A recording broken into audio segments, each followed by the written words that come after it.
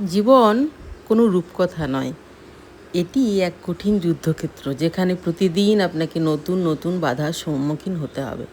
কেউ আপনাকে টেনে ধরবে, কেউ আপনার পথে পাথর ছুঁড়বে, কিন্তু আপনার কাজ হলো সব বাধা পেরিয়ে এগিয়ে যাওয়া। আপনার লড়াইটা অন্য কারোর সাথে নয়, বরং আপনার নিজের সাথে। গতকাল আপনি যেখানে ছিলেন, আজ তার চেয়ে উন্নত হয় আসল জয়। পিছু হটে আসা মানে পরাজয় নয়, বরং নতুন শক্তিতে ঝাঁপিয়ে পড়ার প্রস্তুতি নেওয়া। মনে রাখবেন, উত্তাল সমুদ্রে দক্ষ নাবিক তৈরি হয়, শান্ত জলে নয়।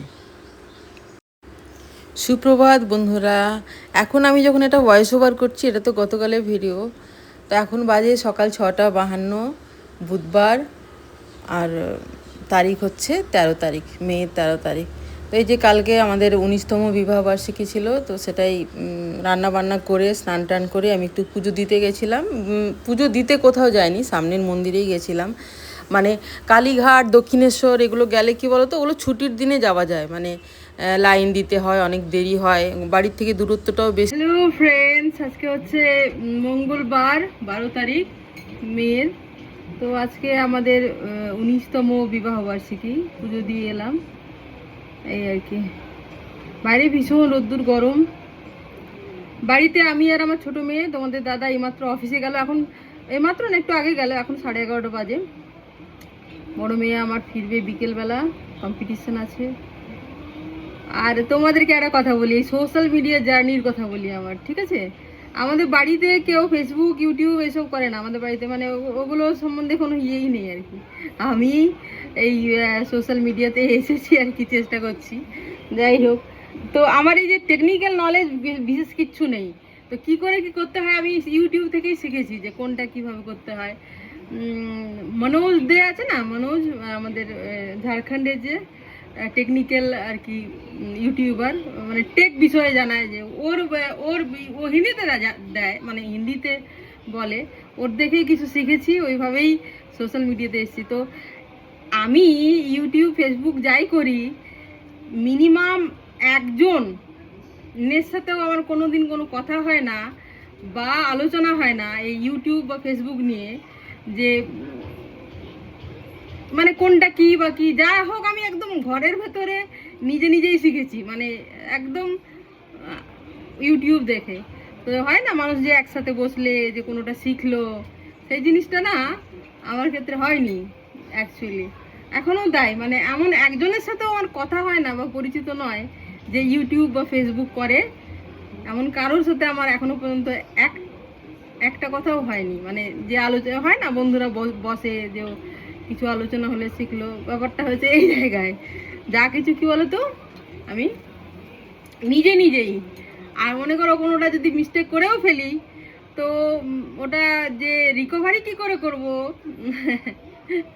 সেইটা বুঝতে পারার মতো আমার আর কি, মানে জিজ্ঞাসা করব তো করবো কাকে, এরকম একটা ব্যাপার, এই আর কি।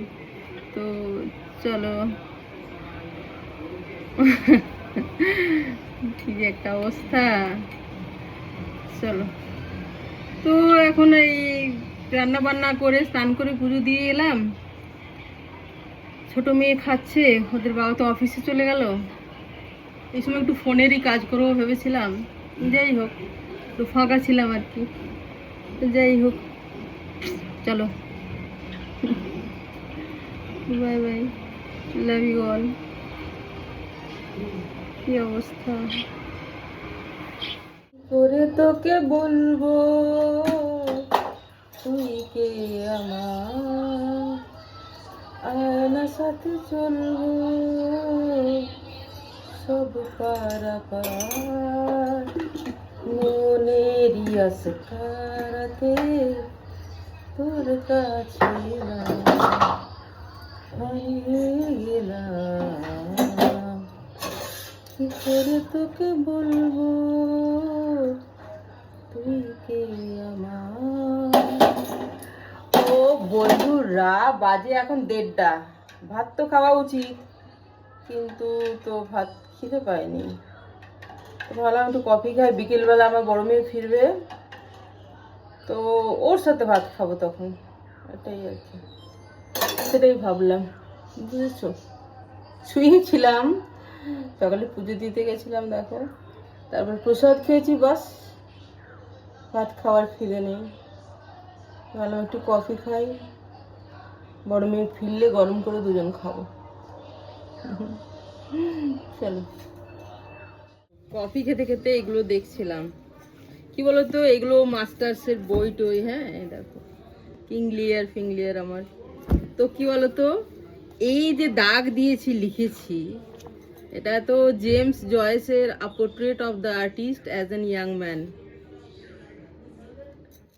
তো বন্ধুরা এগুলো যে অনার্স মাস্টার্সের বই টই আমি গুছাচ্ছিলাম এখন, তো এই দেখছিলাম কি বলতো ভালো কি লাগছে, এই যে এগুলো লিখেছি দেখো এই নোটসগুলো, তখন এগুলো মনে করে করে ভালো লাগছে যে কখন কি লিখেছিলাম। আমি দেখছি কফি খেতে খেতে যে কি লিখেছিলাম সেটাই দেখছি, কি ছোট্ট ছোট্ট করে লিখেছিলাম।